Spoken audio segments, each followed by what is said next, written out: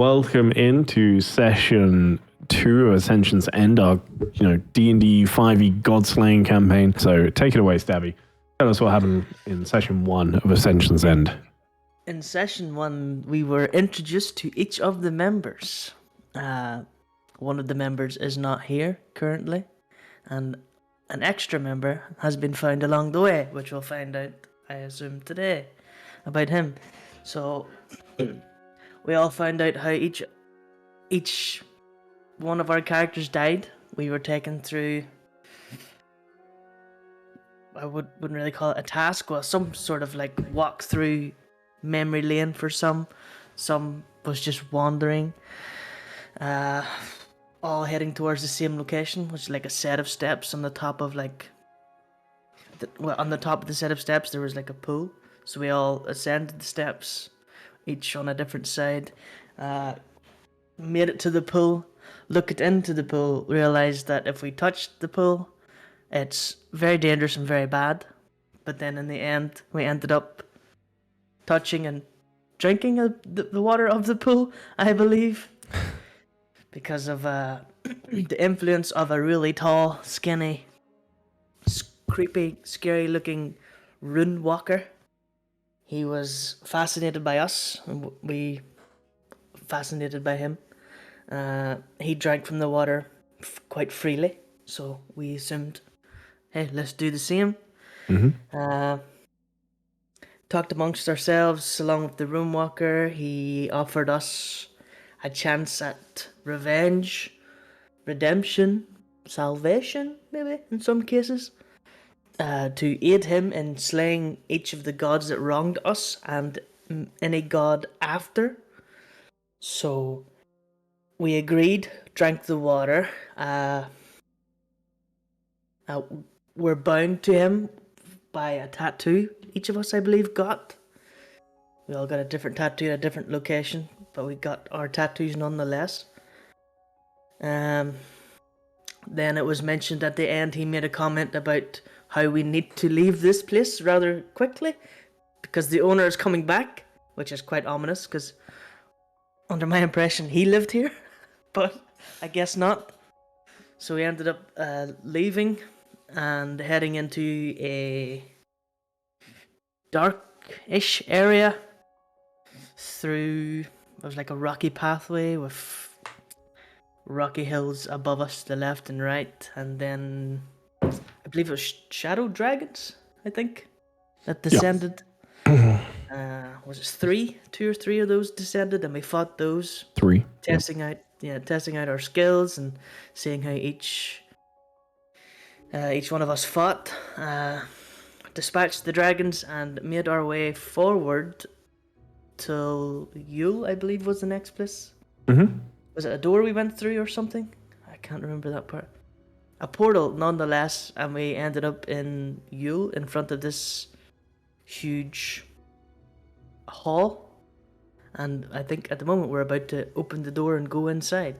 You have all, or rather the three of you, have traipsed your way, managing to finally reach this location. Not really sure where you were aiming for, but knowing you had to get somewhere in this time.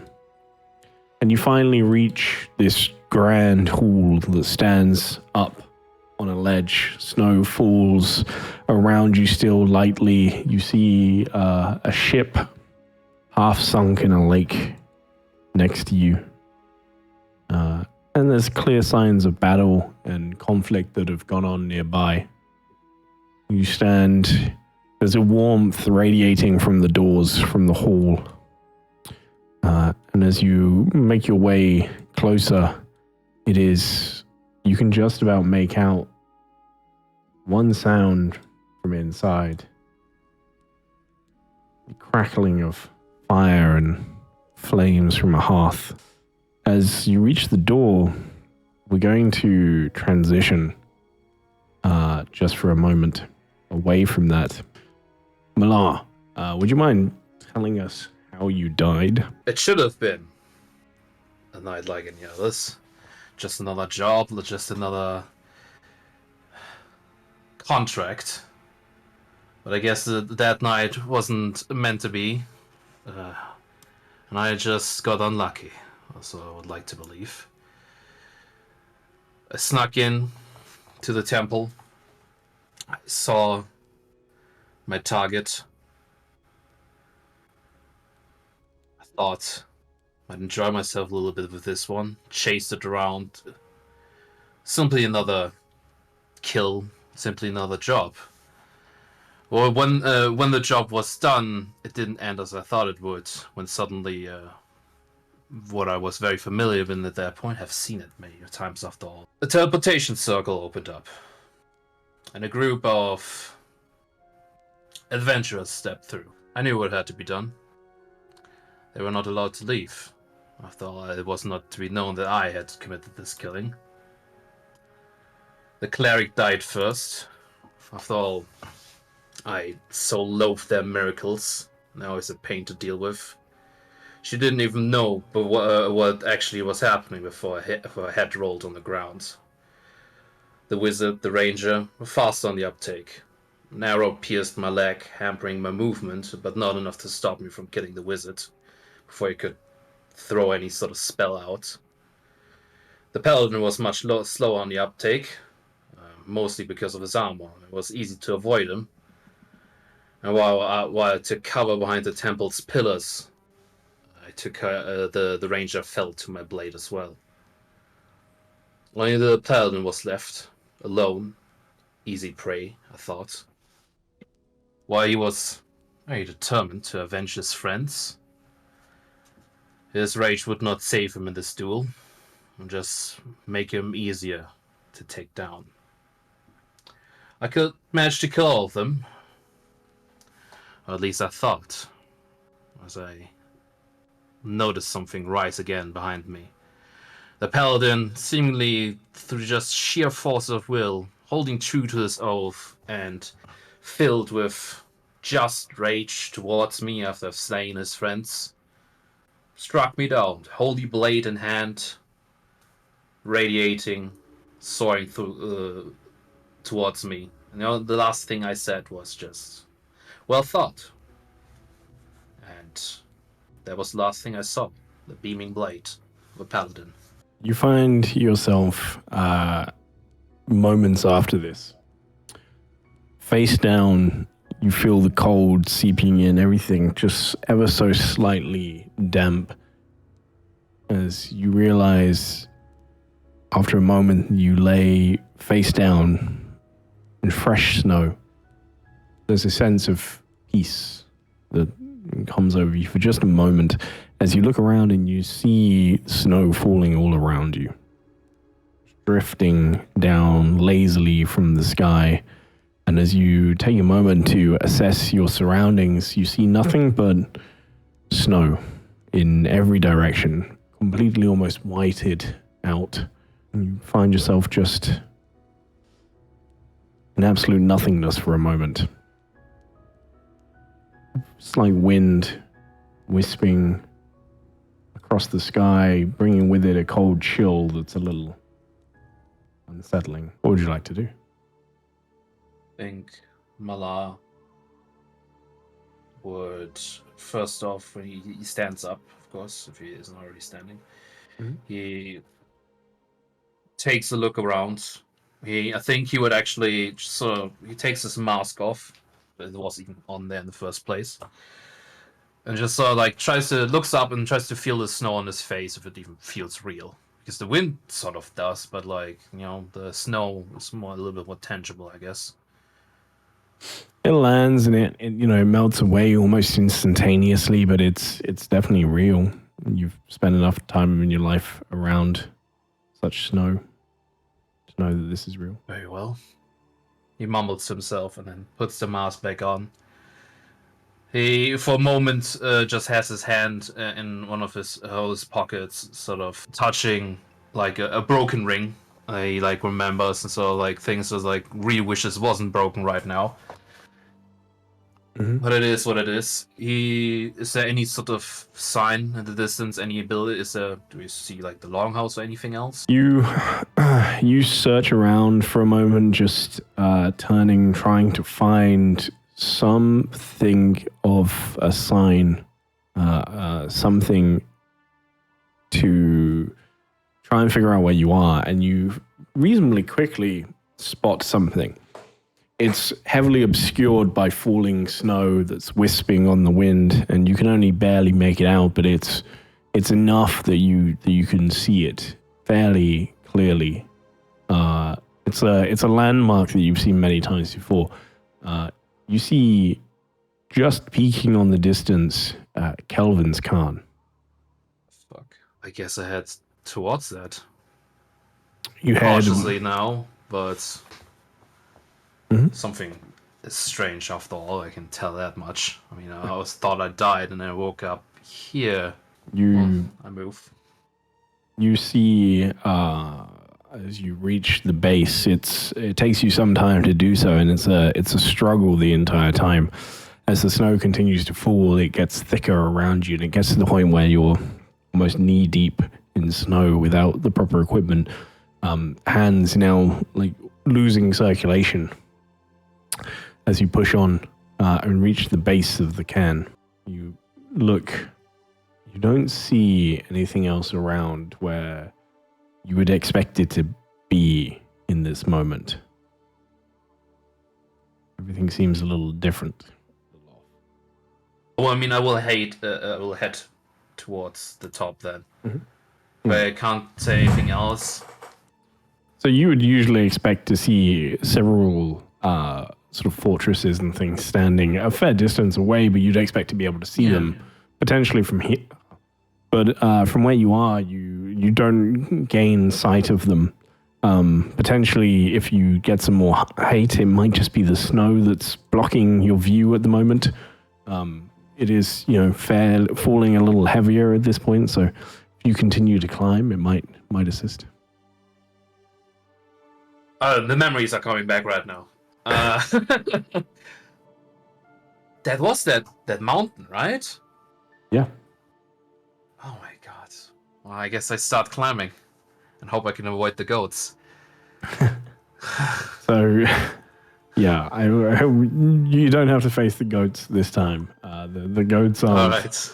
There's a few other things, like the Yeti, that are no longer there, it would seem. All right, good. And so as you climb to the very top of the can, you get a view out.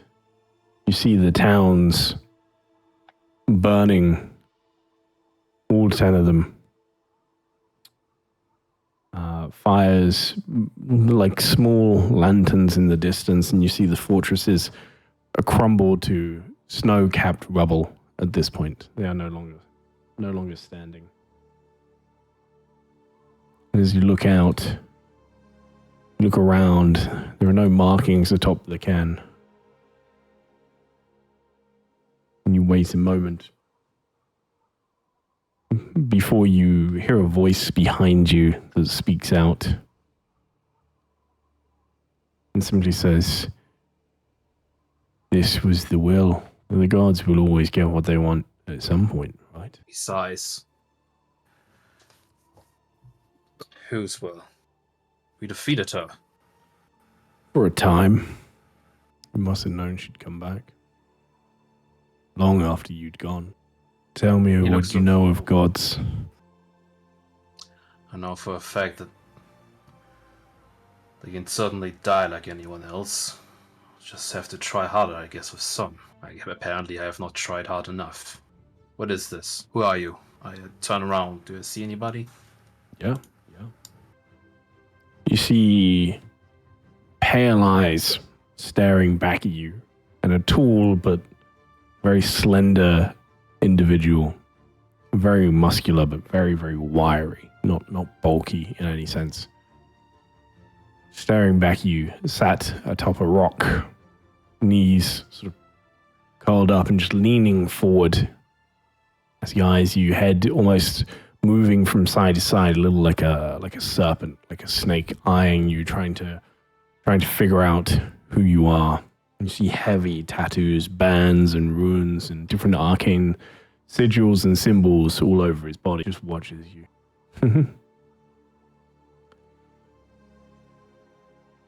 if you were able to, who would be the first god you'd kill? Merely out of principle, it will be oral again, but this time I make sure. Make sure they stay that way. They can offer you the chance to have that fight once again. Can't promise you'll win it, of course. But if you want the chance to fight, I can give you one more. Behind the mask, Mala's eyes squint. This man doesn't give me any sort of vibe as a god himself or anything. I don't know. I mean, I have met one before now. Does this, any sort of divinity, divine energy, or I don't know, just a feeling, You can roll me, I guess either Arcana, Religion, or even Insight would potentially work here. Yeah, I'm just trying to remember that feeling when I did fight Oral. I'm sure she had a certain kind of aura about her. If there's any sort of similar feeling I get about him. Yep. Hey, that's pretty nice. Not rolling bad today so far. 24. Very nice. So as you reach out and you're trying to call back to what that felt like, the feeling is drastically different. The one thing that is consistent is it's this sense of something extraordinarily powerful. Whoever this is or whatever they are far more powerful than like you would expect any mortal to be. So that feeling of sort of extreme power that came with facing against a god is similar, but the actual sense of it is very different. It's potentially a different source. I guess Bala will ask a question first before answering his. What are you? I don't think you're a god. I'm a weapon. One designed to hunt gods. Whose weapon? A weapon needs a master, does it not? No. I am unbound, unleashed. From what? It does not matter. All that you need to know is that I have only one goal. To tear every one of them from their throne. There's a crooked smile behind his mask. Well, I think we've got a deal. If you can give me that chance again to finish what I already thought was finished, then I will take this deal. I will offer you the chance to hunt the god that you want to kill. You simply have to swear an oath to me to hunt not just that god, but all of the others after it.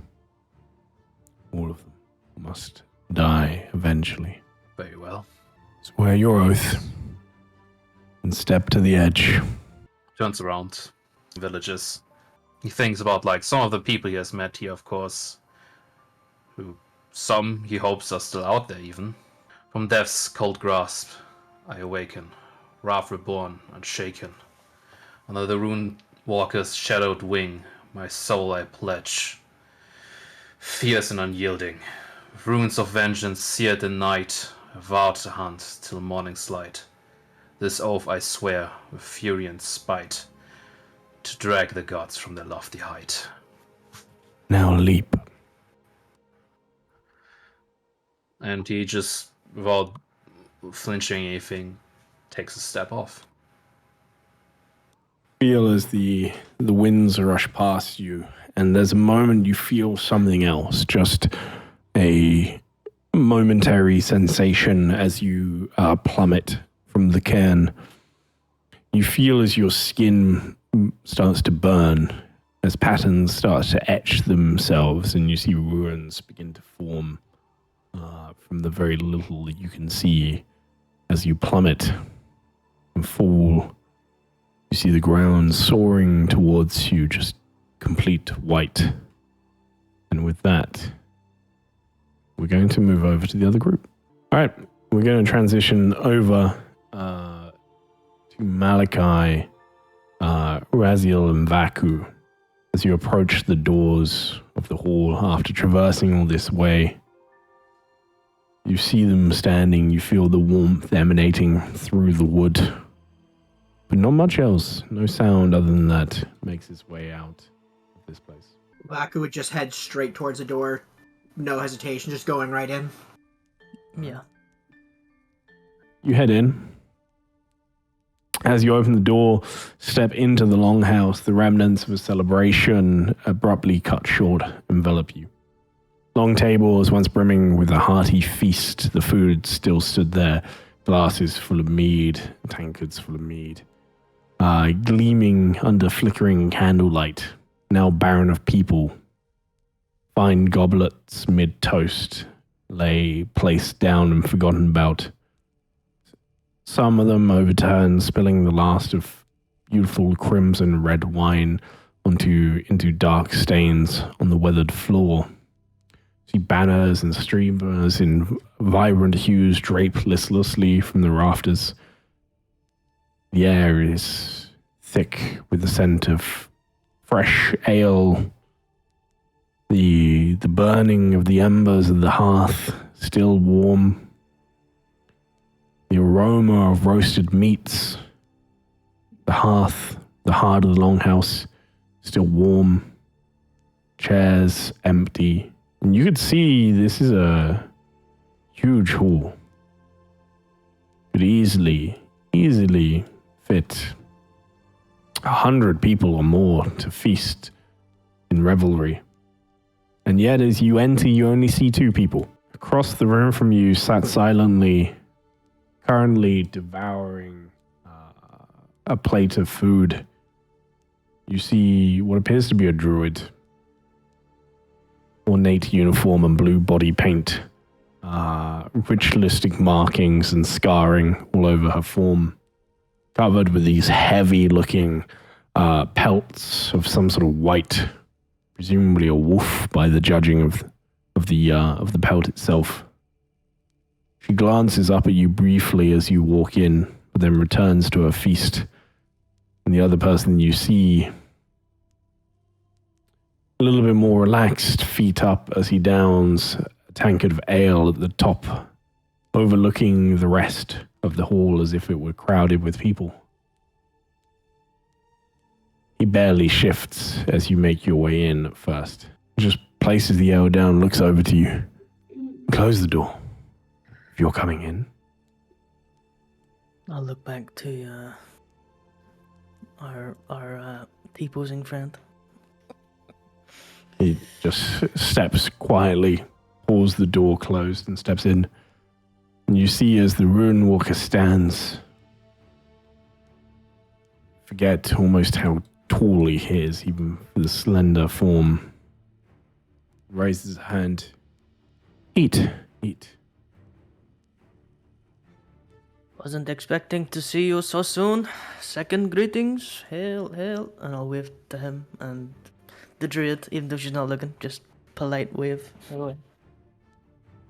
He nods to you, fairly quiet, takes a seat once more, and you see pulls over a dish in front of him that is full of cheeses. He looks to the 3 of you. Eat, drink, feast for the moment. We still wait for another. He should be here soon.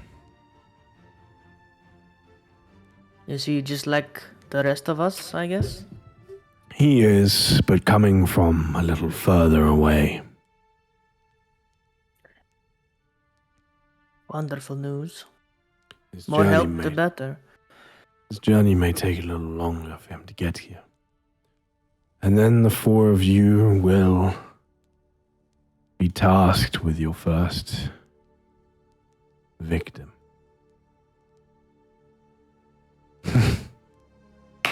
I don't know who that will be yet, but by the end of the day, I'm sure that will be made clear to one of you. Great. Baku See will the- be able to stop and look over and be like, a target's a target. Doesn't matter which. Just continue eating. Just nods, almost enjoy as he does so. I'm not. I'm less of a savage. I'm very polite. No elbows on the table. You know, everything's. I'm taking a bite of like small bites of everything. My pinky's up a little when I'm sipping from the goblet or the cup. Just a little bit more put together, prim and proper. But The food here doesn't much lend itself to that. It's just large hunks of lots of different meat and breads, vegetables, and cheeses, and just large decanters of wine and ale all the way down the table as well. Almost like an endless feast. And you can see, even at this point, several whole animals being roasted over the fire, just continuously turning by themselves, presumably from magic of some sorts. And occasionally you see Visha just look across to you, more out of curiosity than anything it would seem. Time passes onwards as you sit there. It seems like a healthy sort of hour passes as you sit and eat in this, at times, maybe a little awkward silence.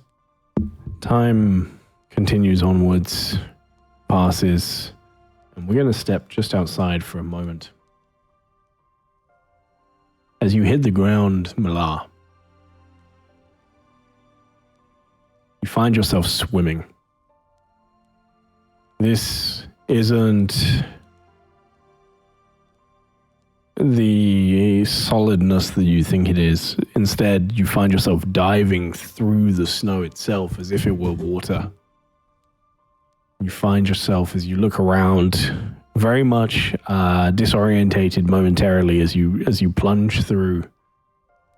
And you find yourself deep under the water. As you look up, you see floating ice at the top, and it strikes you at how cold it actually is here.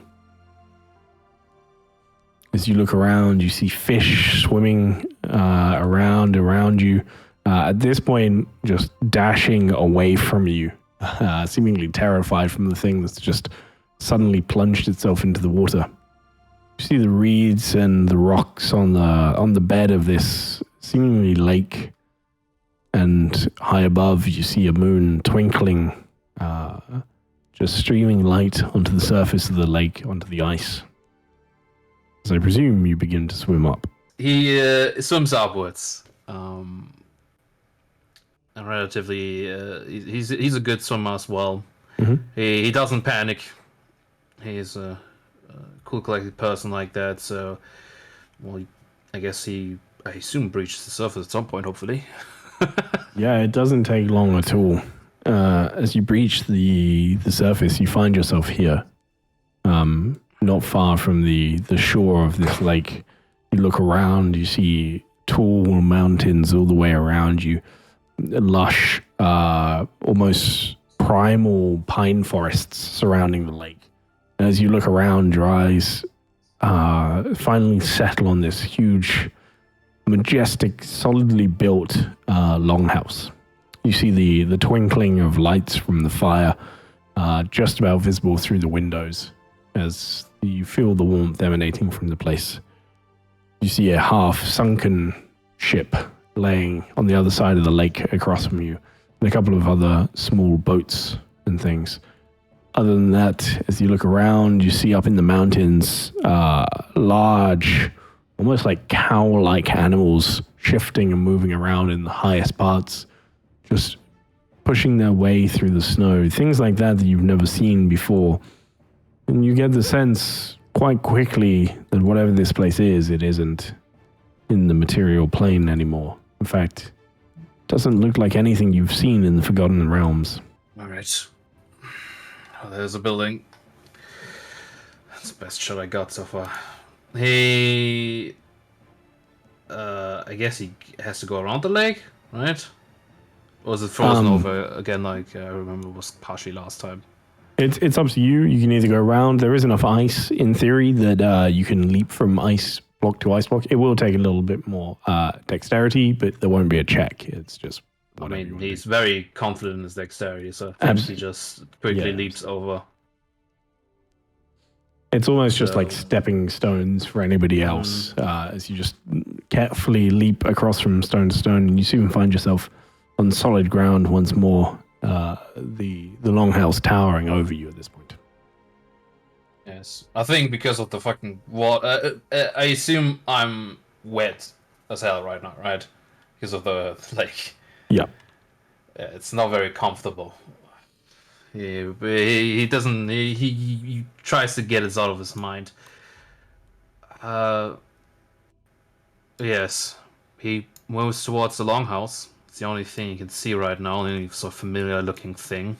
I think for now, he would just be sort of open about it, walk up to it. Any sounds he can hear, he's listening to like You hear voices. the- It's a big house after all.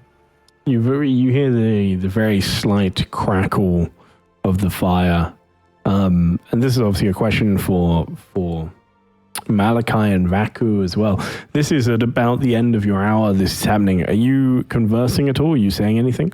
Or I would be asking just questions about just to the Runewalker himself, just like so is this your abode or another break and entering, same as last time? It is mine for now. It is ours for now. Oh. Good. Well, the people that were here before won't be needing it anymore, so may as well put it to good use. Okay, and our friend over there also with us? One of us, or I don't know. One of Something you, more. Oh, okay. a little further along in the process, but still very much a god killer. Great. Nice. It's just, there's a very awkward feeling to it. I'm trying to just, cover the silence because awkward silence is a little too much. So just asking random questions, so. Just to fill the quiet eating choices. So this is what you hear, Malar, just as you are sort of approaching. You hear the crackling of the fire. And there's probably the movement of plates and the occasional, like, as people are putting tankards down and things like that. And you do hear a little bit of chatter with the awkwardness and the silence. You probably, just the occasional, odd thing. And I say that with your advantage on hearing checks, you can make out what's being said. And one of the voices you recognize as the one that spoke to you on the can. He steps forward then. If I recognize clearly as the voice of the guy from the top of a can, the door's open, I assume. Yeah. Yeah, no, I just like. You step in, and at this, the Runewalker stands, just this smile spreading across his face. You see the same empty feasting hall. You see Visha across the room, and you see 3 individuals sat at a table, slowly eating and drinking at this point in awkward conversation. For the sake of everybody at home as well as everybody sat at the table at the moment, Malachi, would you mind giving us a very quick description of your character?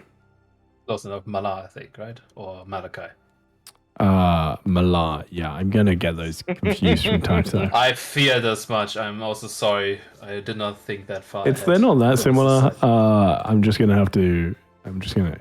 probably get it wrong. But Malar, give us a very quick Yes.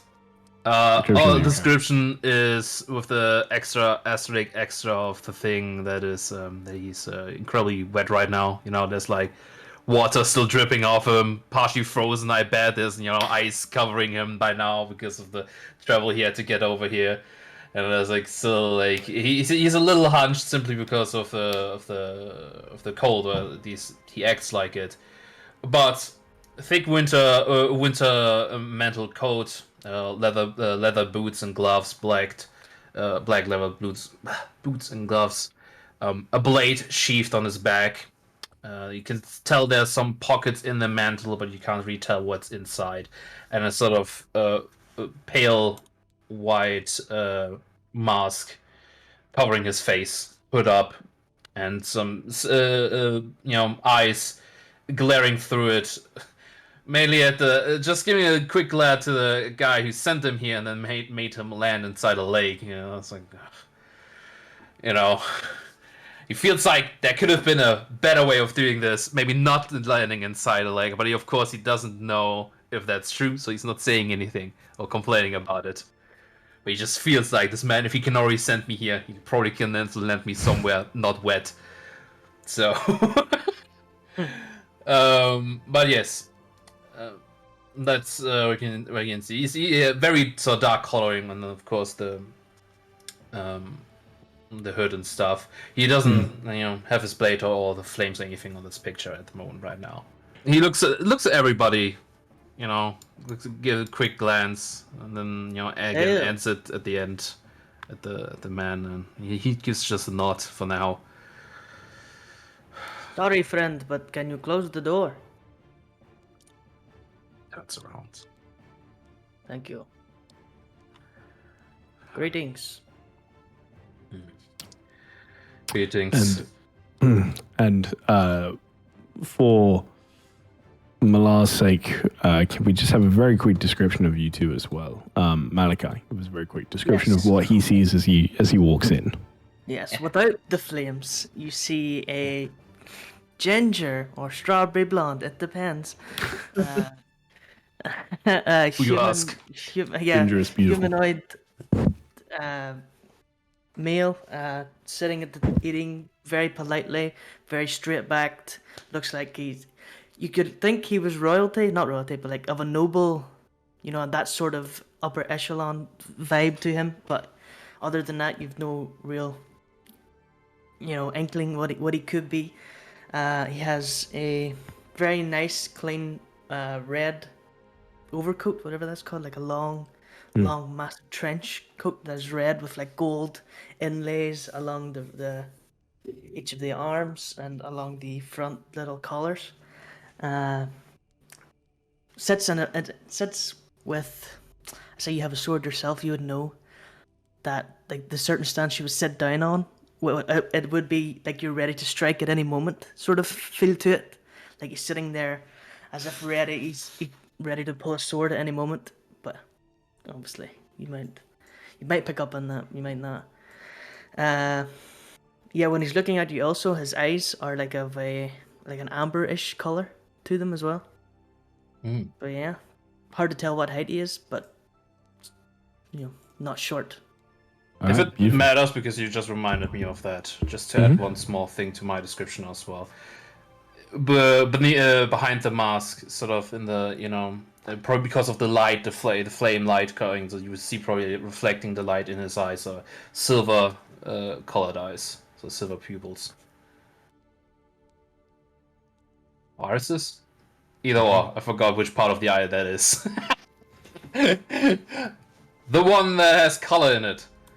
But there would be silver color, so it probably sort of reflects very well from the light, and sticks quite out in the dark spots of the mask. I think between the three of them, he might look the most friendly. So that's something. I agree. Well. I agree. Looking true. at these tokens, I very much agree. The most friendly, the most clean, possibly. Yeah. Yeah. So yeah. Wow. Okay, and with that, Vaku, would you like to give us a description, please? Just a quick description of what you look like. So you see a giant Goliath leaning over plates of food, looking annoyed. He just looks back, and you see his piercing red eyes and a dark black beard. He's got a giant maul on his back, as well as a few other items. You see him covered in scars, like all over his body.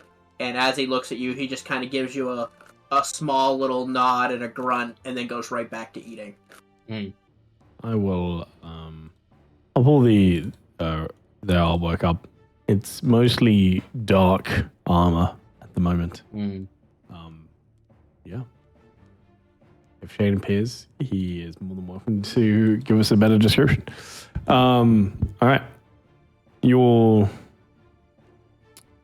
see as the Runewalker stands, and to you, Malaya, as you walk in, he just ushers you along. Eat, feast, drink, do what you wish. We have to wait until the next target is chosen.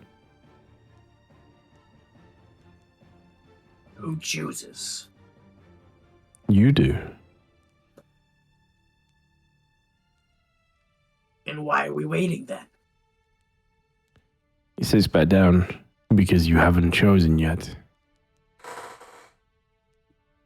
Let's see. Mara calls out, but we can also see him. He sort of moves up towards the fire in the middle, and then at least gets his sort of like top, like he takes actually off the mask, the hood, and then the top part of his cloak to just sort of lay it out next to the fire to dry. So you can actually see. I don't know if I can post a picture of his face in the Foundry chat. That would be good if that works. Oh shit! I should. Too late. Your bonus points are gone already. Too late. You can do this. It's not. It's like a thing that. Oh yeah, it works awesome. Yeah, exactly. Dirty blonde hair. You can see his face is heavily scarred. You know, from cuts and claws, like blades and whatnot. You can't really tell. No like acid or anything. So that kind of stuff. It's just from cuts and whatnot. It's like dirty blonde. His body as well. When he takes off his cloak, just to and then sits next to the fire as well to dry off his pants and boots. He doesn't seem to shiver at all for some reason, but also his body is now covered in a tattoo apparently, which he sort of like, you know, as he looks down and it sort of touches in a curious manner, which he wasn't aware of. He had this tattoo. But he has a tattoo, and his body is equally covered in like not as maybe equally covered in scars as well, all like sort of blades and claws. Maybe some bite, maybe some like from like beast bite marks or anything like that. He seems to have gotten quite a lot around in combat, so he's like very, very much survived his fair share of things. His skin, I don't know, you can tell it's like sort of an olive, darker tanned skin tone. Very much looks like from a much more southern, not used to cold kind of place. Contrast to his clothing. But yes, he sits down, and he says then basically just to ask as well, like, then from which targets can we choose? What are our options? Sits down. Project. Sit. Eat. I think I have the thing. You. And he looks to you, Malachi. Yes. Come here. Okay. Oh. I'll stand up, sort of brush off my hands, whatever cloth or whatever's on the table, clean my fingers from the oil or what's that? Whatever that's called, juices. Make my way over. As you get closer, you see something that from the position that you were sat in before wasn't visible to you. You see a blade sat on the table in front of him. A blade that's familiar to you. You see the metal forged, you can tell has been forged not merely from flame, but from something much hotter. See its surface adorned with intricate engravings that seem to dance, almost as if they glow slightly. You see symbols all over it that are familiar to you. It's a blade that just for a moment in the span of all of time you had forgotten about. But everything rushes back as you see it once more. I'll sort of like my hand trembles as I reach out towards it and just like a whispered, How did you? And I'll further and further and then just grab the hilt of it. As the moment that you grab the sword, there is a sudden and very sharp, searing pain piercing into your mind. Please make me a charisma saving throw. Your vision blurs, and you're ripped from the moment where you exist right now and thrust into a haunting tableau of destruction. You see your sanctuary unfolding in ruins, each detail a dagger. Through the haze of agony, you see her, moving like a specter, path marked with silent agony. The forest, once a bastion, now stands twisted, as if cruelty and branches are writhing in silent screams. You see the figure, a chilling blend of elegance and horror, eyes gleaming with malevolence that chills your soul. You see her walking, moving through the forest, making her way towards something. You see parts of the path that you feel are familiar to you. You see parts that trigger something in your mind. You see a building. As she approaches, stone steps of a building up on the hill, still hidden through the tree line. It's not a building that you've seen before. And you see, with a casual flick of a wrist, ancient doors to a library open up. And you see, stepping out, an individual. Thick beard, glasses, seems to be human from what you can tell. Steps forward and almost gives a little bow to her. And then all of your senses return to you. And the pain subsides. And you can see almost like a wolf ready to pounce. The Runewalkers leaning towards you, staring into your eyes. I'll take a few moments just to steady my breath, because I would assume whenever I snap out of the vision, I'm panting heavily from all the feelings and the emotions rushing through. Take a moment, just clear my thoughts, clear my emotions, and then in a whisper, just tell him exactly what I saw. Just recount the story to him. Then you've chosen your first target. Good lad. Take the blade. Tell the others of your hunt. I will take it and put it on my left hip, where it feels natural, and then turn and slowly walk down towards the rest of the group. Tell them the good news. I seem less jovial than I was when I first introduced myself to Malar, more stoic and ready for the mission, I think would be the best word for it. And I tell them of what I saw and of who it is we hunt. Seems it has been chosen. Dresses again, stands up and sits. So seemingly you mean business now. Everyone ready to move? Sooner the better, I want. Revenge for what this vile deceiver did to me. Just grab another tankard and stand up. I suppose none of you have seen her before? You haven't seen into my mind.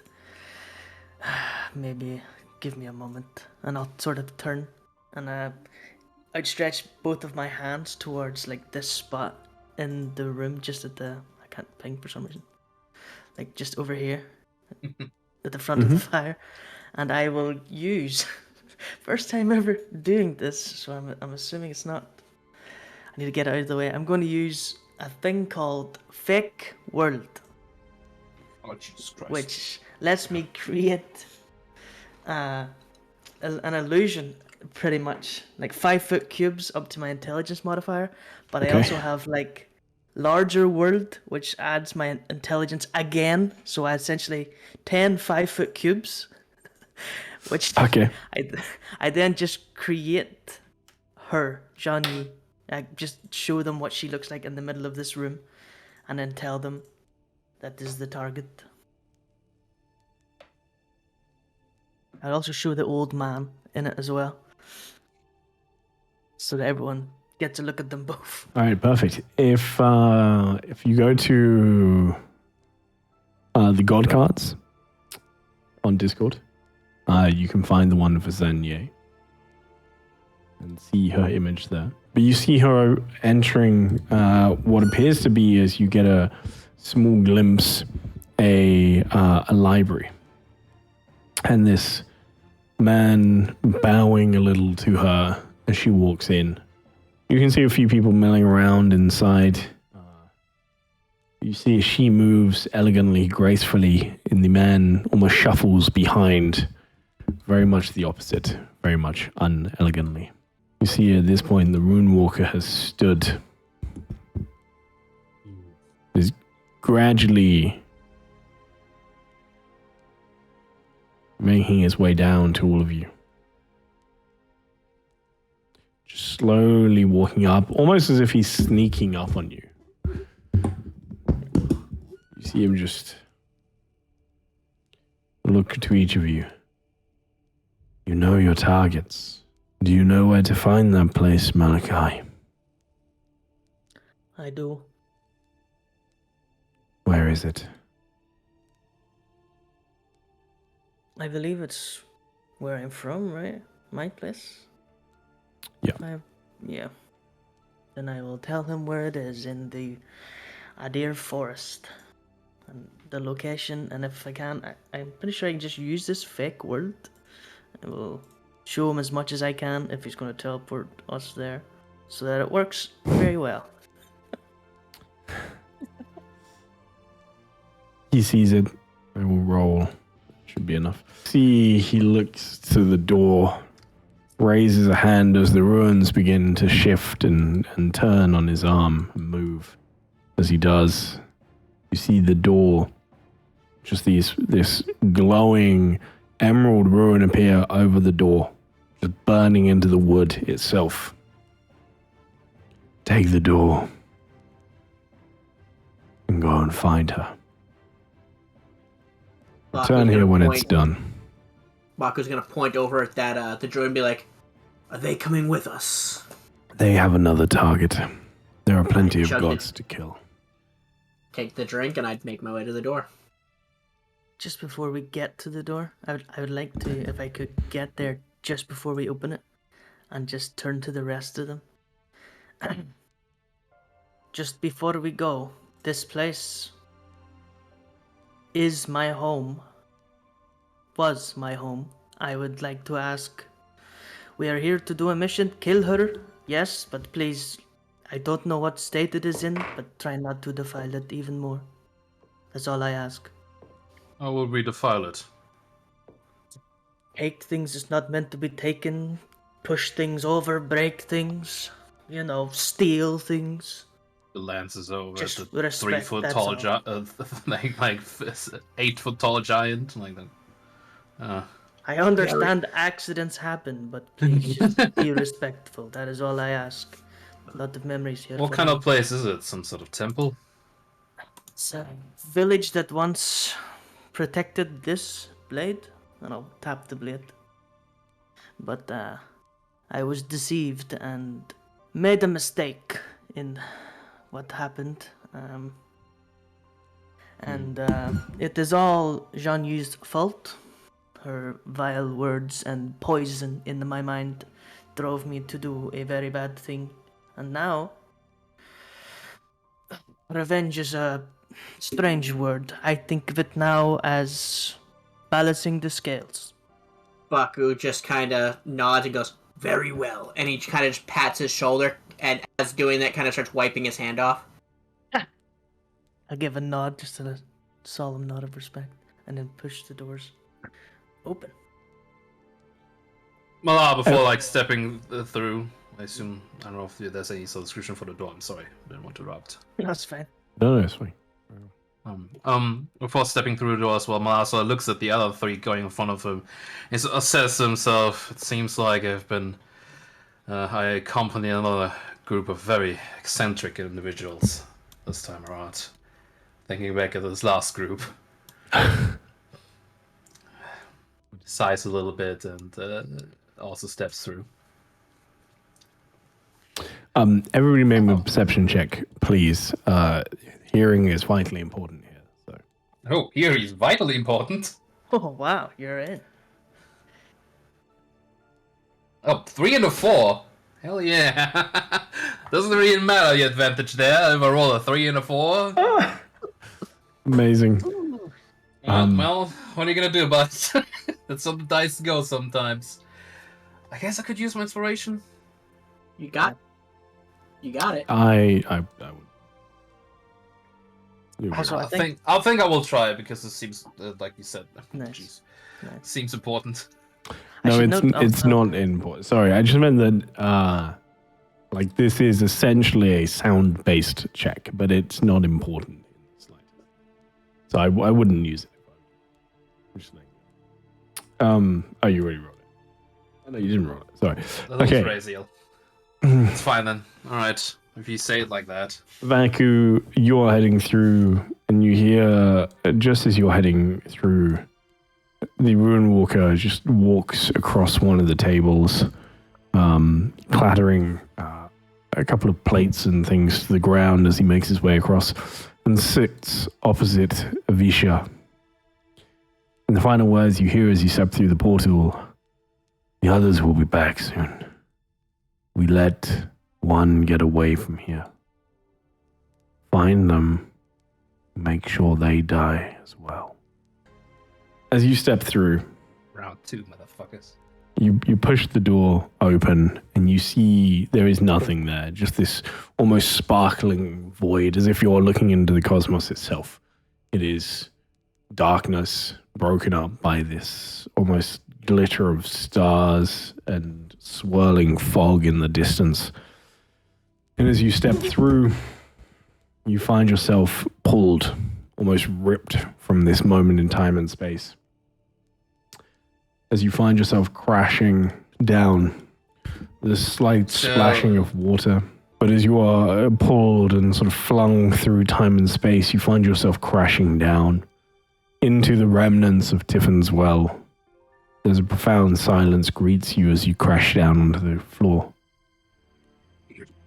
Once Malon your vibe- lands. Easy. you land. 3-point landing. In fact, sure, everybody make me a dexterity save. As you all land, you are thrown down and all of you manage to correct at the last moment. Vaku just slamming into the ground, feet down, almost like a little bit of a superhero landing as you slam down. Everybody else reasonably graceful as they just land on the ground, and as you find yourself stepping into Tiffin's well, profound silence greets you. What was once a vibrant street now lays eerily quiet, life pulsing from this place reduced to haunting stillness. Around you, you see the trees stand gnarled, twisted, skeletal branches clawing at the sky in a silent plea for redemption. Cottages that dot the area around you now resemble nothing more than decaying shells, thatched roofs, burnt and caved in walls succumb to relentless march of decay, and the ground beneath your feet tells a grimmer tale still. Remains of villagers strewn about, frozen fear, a mute testament to a catastrophe. The air is thick, an omnipresent reminder of dreams that perished here. As you look around,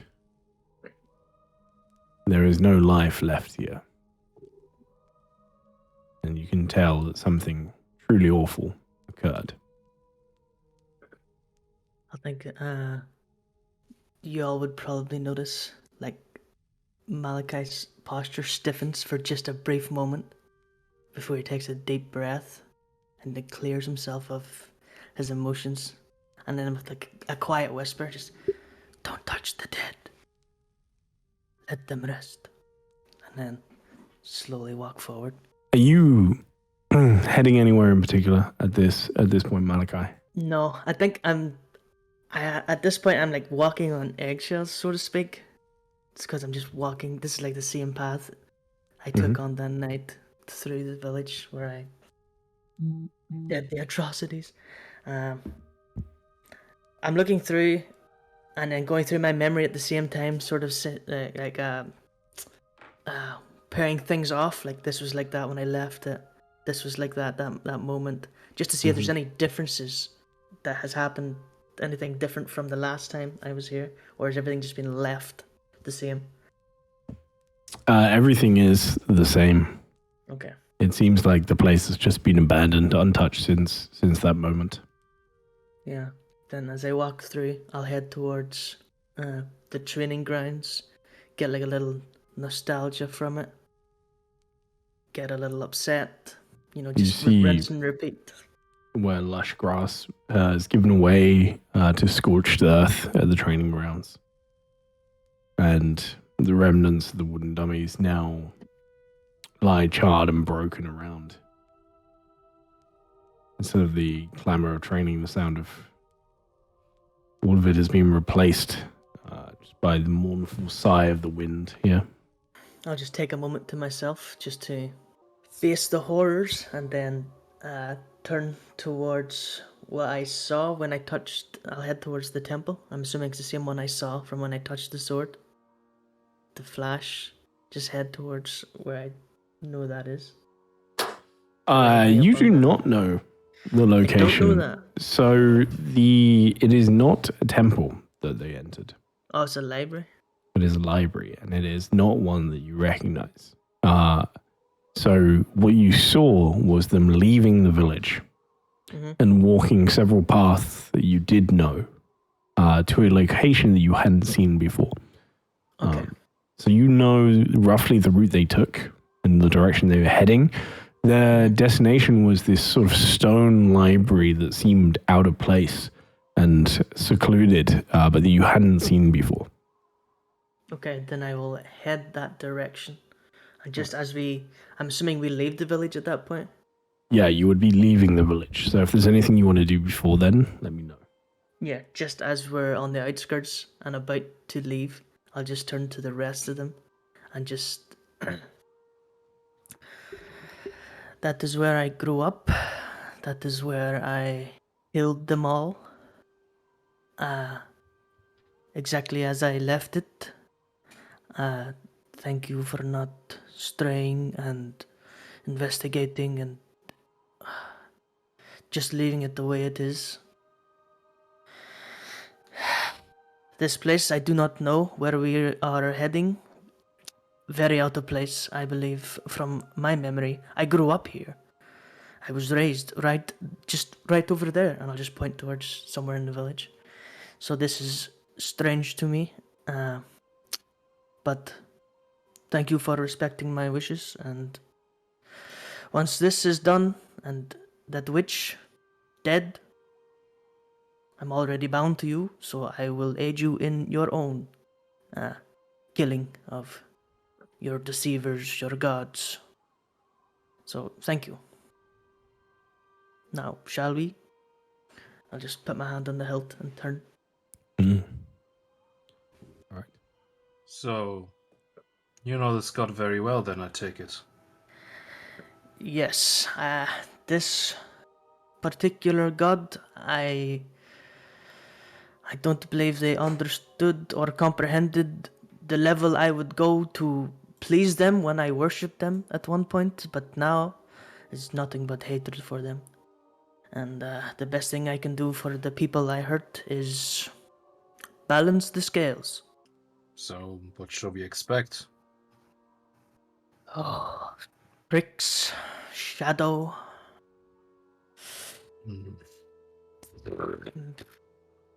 I don't know, how good is your mind? Have you a strong mind?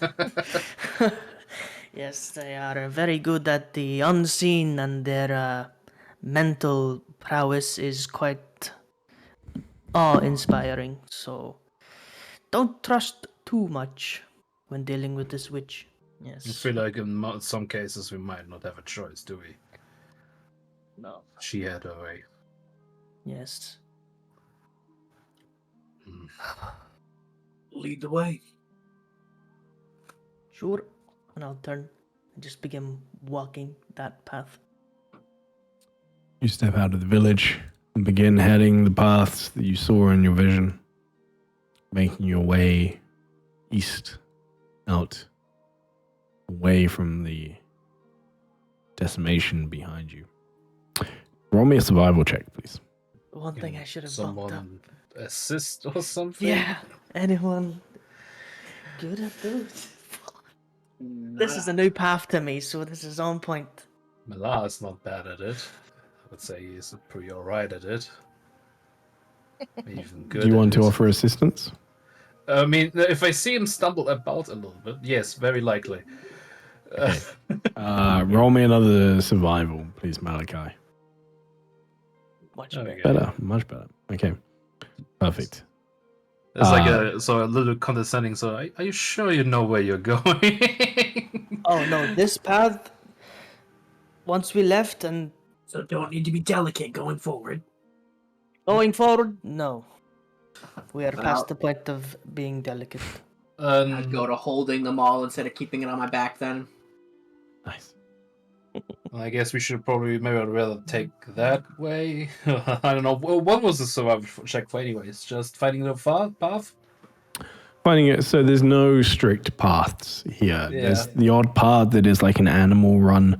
And I mean, in terms of Malachi's survival, it's partially also to retrace the route that he's already seen. He only saw flashes of that route. So recalling the twists and turns of the forest and taking the same route through is what the survival is for. You can assist that by just trying to find routes and better paths through and making the actual like moment-to-moment pathfinding easier so that he can focus on trying to remember the big stuff. But I'll do just that. that's kind of why he has to make the survival check for this, because you're following a route that is only known to him at the moment. With that, as you start making your way into the forest, you start to feel something on the breeze, something whispering to you. You step out of the village and start to traverse along the same route that you saw in your visions, making your way out towards this library that you saw. As we begin moving, can I please get, I would like 2 rolls from everybody. We're going to do them in little groups. Can I first get just a general perception for as you're traveling, please? Just a perception roll from everybody. 18, 20, 21. Very good. And can I now please get a D4 from everybody as well? You start to head out and you're walking for some time. You realize that what you were seeing before was just little snippets of the journey as you have at this point been walking for sort of 30 minutes. As night begins to descend, you keep walking, not hampering your vision or anything along those, but the darkness comes in like a dark curtain. And you find yourselves treading the same paths once traversed by Zen Yi.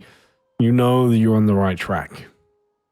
The shadows of the forest begin growing deeper as the sun begins to set, and with every step, the comforting familiarity of the woods transforms the trees, now silent witnesses to your journey. As the last vestiges of twilight fade, you sense a shift in the air. A palpable tension that sets your nerves slightly on edge, just keeping you alert enough. As you glance towards the dense underbrush as you make your way through, you see fleeting glimpses of shadows within shadows. Shapes that seem too deliberate to be mere tricks of the fading light. You see silent watchers. I would turn the pyramol into its flame and just start making light around it. You see as the flame interacts with one or two of the shapes, they flicker in and out of existence as the flame burns over them. But there's more. Their intentions, not known to you right now. A line between natural and supernatural blurring, leaving you with a chilling realization that you are far from alone on this path. And you hear them, almost calling out to you, whispering in undertones, revealing things to you that you feel like you already knew, that you already know. As you continue to make your way, they don't get any closer to you, they just seem to watch. never daring to get close enough to quite get into the range of your flame after the first few seem to be extinguished from it so easily. Vaku, you are the first to hear it. You can hear this sort of whispering just right on the edges, and you hear something that catches your ear, something that's familiar to you. You hear one of them whisper something of your previous life. Just not necessarily relevant, not necessarily any sort of jeopardizing information or anything that's critically important. They just whisper seemingly interesting fact about who you were before you died. What do they say? You hear something saying about the leader of the pack, the one that leads the charge. You continue heading. Malar, what do they say about you? Of a traveler having gone up and down something called the sword course many times. You're gonna hate me for this. You continue walking. They follow you this whole time, and at this point, hours have passed. You continue pushing forward, and at this point, Malachi, roll me another survival with advantage, please. Vaku, Oh, wait. I need another one, please. You would just hear them calling him the monster. You hear them just calling this out almost like a name to Vaku. Does Vaku react to this in any way? I'd just be tightening the grip on the Pyramol, getting more mad, kind of anything they get, even if they got on the edge, kind of just swinging them all a little bit, not like aggressively, but kind of like getting them closer to the light. Yeah. All right, perfect. And this will continue. Malachi, give us a fact about Malachi's life. I guess you would hear them call him the Protector. Malar? Maybe murderer. Vaku, you were the monster, right? They're calling you a monster? Yeah. So we have the monster, the protector, and the murderer. You continue making your way. Vaku, I feel like I'm bullying you at this point, but, with the D4, give us another fact, please. Could it be hearing something from his past? Yeah, absolutely. He would just hear his mother saying, "Save me." Damn. All right. I have to ask, is there any noticeable increases of anger or anything as he hears this? Oh, he is getting more and more worked up, and his pace, even with them being a leader, he is starting to kind of push past them and kind of aimlessly head the direction of where they were heading, but kind of take the charge to try and speed up getting through this. This continues on. Malar. Another one, huh? Anyways, I think you would hear a manic sort of gruff voice looking forward, saying something along the lines to, I'm looking forward to our next meeting, when we meet next. So, would be Oren's voice in this case. Finally, as you push on through, you can see them almost starting to retreat now as the first signs of sort of rubble and stone making almost a proper path as you're able to travel a little faster. As you make your way onto this proper path, it's decayed and worn out. It clearly is becoming overgrown and hasn't been used for some time, and so it was maybe once a proper path but hasn't been for a while. So you see these shadows, whatever they are, remnants, lurkers from the past starting to fade away. You hear one final thing that really stirs the anger in your blood, Vaku. What is it? He would hear Bakor, the voice, saying, "You were too slow to save them." Then be hearing just his laugh over and over and over again. Do you stay with the group at this, or are you reacting? I think that would be his point where he just full charges on. You run, tearing through the woods, along the path, making your way fast towards this temple. And you see as the ground becomes more rocky, the trees a little bit more gnarled, taller, a little bit older, more undergrowth starts to encompass the land here. And you see a set of stone stairs, heavy, beautifully crafted, but eroded by time and by rain and by weather. Raising in front of you The shadow is always just continuously slightly out of your reach. Every time you think you're getting towards one of them, it just slips away, vanishes in the light. Never quite able to catch them, the whispers continuing the whole time until the point that you reach the bottom of the stairs. Everyone else would finally sort of eventually catch up. But you stand at the bottom of the stairs looking up at this huge white stone. It almost looks like a church. There's no signage. There's nothing indicating what it is. You just see heavy stone doors at the very top. And as you stand there looking out at them, they just slowly creak open. As the rest of your team catch up, all of you looking up at the same thing at this point. Baku wouldn't stop. He would just keep at it. Give me I guess 2 we should moments. sort of share a glance of Malachi as I guess we sort of like shrug and follow. I'm not quite sure.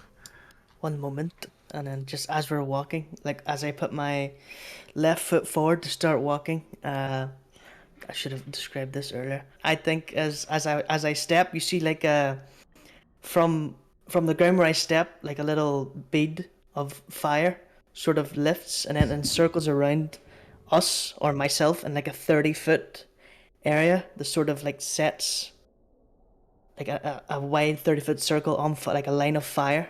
And then as I take my next step, my right foot hits the ground. It sort of bursts into like just a fire around us, encompassing the whole area. And then it all turns to ash. And then as I walk forward, it just continues to turn to ash, darkens, burns, and then it just disappears behind us for a while. So that's just like flavor of the difficult terrain. I'm like burning things as I walk forward. But you guys are unaffected. But you feel like as you get closer to me, it feels harder to get towards me. But, you're unaffected by the difficult terrain. Uh-huh. Yeah. Okay. Is this just a bit of wizard flexing? This is just... Yeah, wizard flexing. I'll post this so you can read it yourself. I have... Big what? Thick ward, yeah. As you cross the threshold into the library, a hush falls over your senses. The air thick with the dust of ages and the faint musty scent of forgotten lore. The grandeur of towering shelves looming before you. Their silhouettes casting long, intricate shadows that dance eerily in dim light, filtering through the high, dust-covered windows. Each step forward echoes ominously in the vast, hollow space. The sounds of footsteps, a stark contrast to the silence that engulfs the hall. There are people milling around, individuals caught up in their reading, all of them heads sunk down into books as they look around the library and read and write in silent contemplation. None of them acknowledge you in the slightest as you make your way in. You see books bound in leather and mystery lining the shelves in an endless array. Titles whispering out to you almost. It's an intriguing place, to say the least, and the atmosphere is heavy with almost oddly presence as you make your way in. There is an unsettling chill that brushes up against you, almost like a silent breath from the past that speaks of hidden knowledge and of truth and of the weight of knowledge. Weight of knowledge too vast for the mortal mind. You can feel this place isn't quite what it proposes to be, but it is definitely a library, just not quite one you would expect to find here, as it stands alone, hidden amongst the trees of the Adri forest. But apparently Vako's just walking in. Yeah, Baku would just be going. We're just kind of like, hell yeah. When passing any of these people, do they do anything? No. Are they doing anything at all? I mean, yeah, so you see there's two different things happening here. As you walk in, firstly, you see these figures. Two of them standing silently in the doorway. And you see these towering shadowy like figures are draped in tattered robes.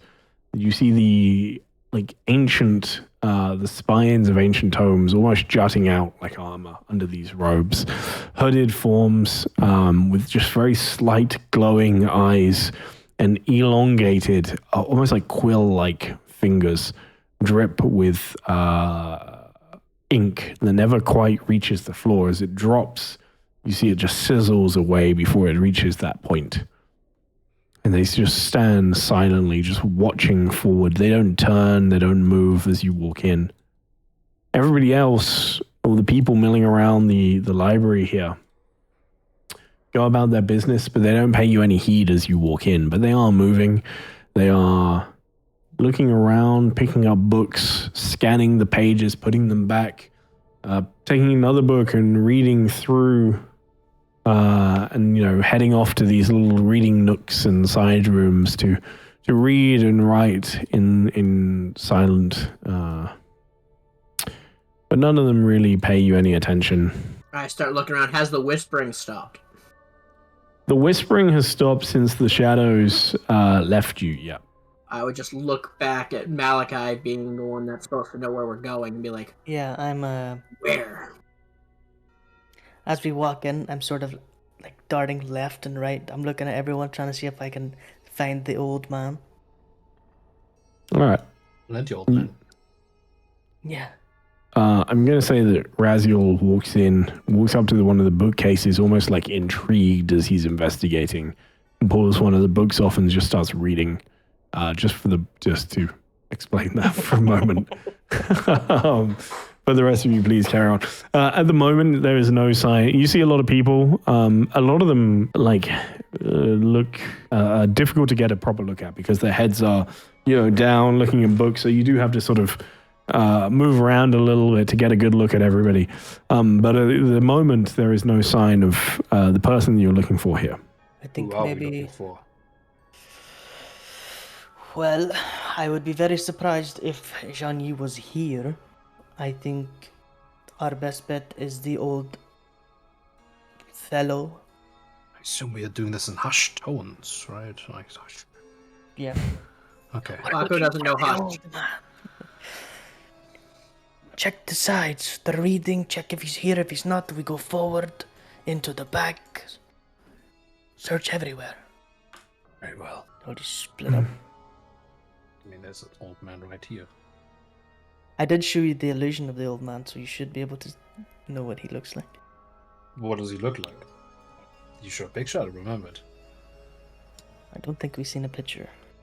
No, correct. None of you have seen him yet. Round spectacle glasses on, very much like pulled back hair, big mutton chops and a big mustache. Very grim, very serious, dour looking expression on his face. Sort of cravat tie pulled up, ruffled white shirt and a big collar up over the sides of it. Very serious looking individual. As you make your way around, I'm just going to pause it just for a second to give you a couple more, just smaller details about the places that you notice as you're walking through. A couple of things that stand out to you. You see beautiful artwork adorn some of the walls in the one or two spaces that aren't, taken up with big ornate bookcases. You see that all of the books here seem to be beautifully leather-bound books with decoration, and all of them handwritten by the looks of it. They are stunningly presented, and a real masterpiece of literary. It is a stunning array of books. And the beautiful portraits that line the wall are all hand painted as well, and they seem to be of prominent nobles, nobody that you recognize, but very notable nobles. And in the way that these ornate, beautiful portraits often do, their eyes seem to follow you across the room. As you go, you see there are tables in the middle of the room with small stacks of books on them. Each one with a different assortment of books that seemingly have been sort of forgotten in the middle of the room. Candles flicker, seemingly having never burnt down, as all of the candles are still at the very peak of their existence. And there's no sign of your person yet, but I just wanted to give you a little bit more information before we all just ran off. But I think please continue. Getting this far, not seeing anything, I think Malar getting close to one of these bookcases is also gonna just pick a random one and just have a quick look over what kind of books are in this. Basically, just check one out. You reach out. Can you describe the book cover to me in terms of like color, material, as you pull the book out? It's a green book. It has a golden trim, I guess. I think is what it's called. Yeah. Right. And very sort of intricate cover writing. What does it say? It would say Sword Stances of the Sea of Swords. Mm. And I guess if you want to describe the inside of the book as well, it would be sort of a kind of training manual with a lot of sort of pictures and description on how to, it's sort of like describes how certain pirates and marines and sell swords of the Sea of Swords. Wow, lots of S words. Would fight while on the boat and on the waves. What kind of stats and what kind of footwork, etc. they would have, and I would be so fucking confused about that. Yeah, it seems a little out of place that this book would be here, but it is an incredible book to find here, and to be the first one that you absolutely. Book. Yeah. He takes note of it. He closes it again, puts it back on the shelf. Glance around some other books, and I assume it's all going to be books he would like to read, and they are somehow here, I assume. Yep. Yeah, okay. All right, I can move on.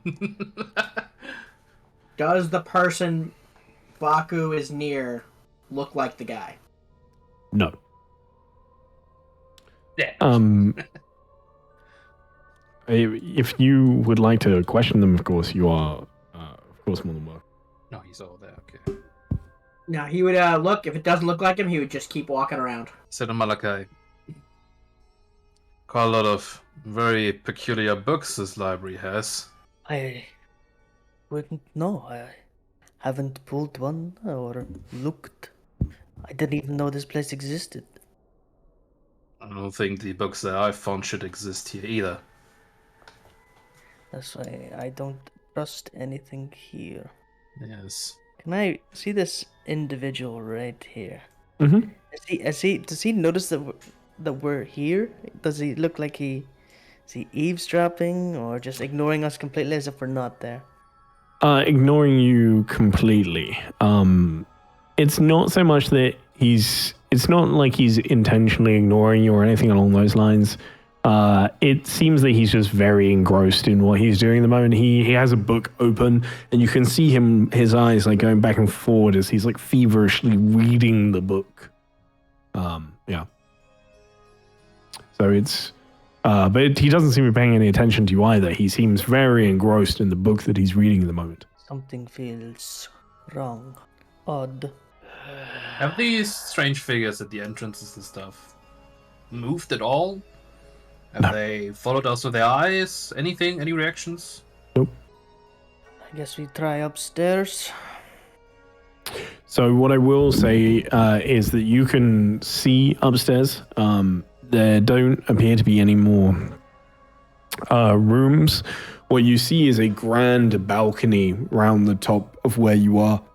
More bookcases stand from the floor up to the ceiling, just way more space, and you see benches aligned along the edge of the balcony where you can just sit and read, and you can see more people up there, all the same, engrossed in their reading, trying to just read at the moment. But there doesn't seem to be any other rooms or anything of interest up there. Can we see if the old man is up there, or would we have to go up and have a look ourselves? Everybody roll me a perception. I hope this is not gonna last into combat, my rolls.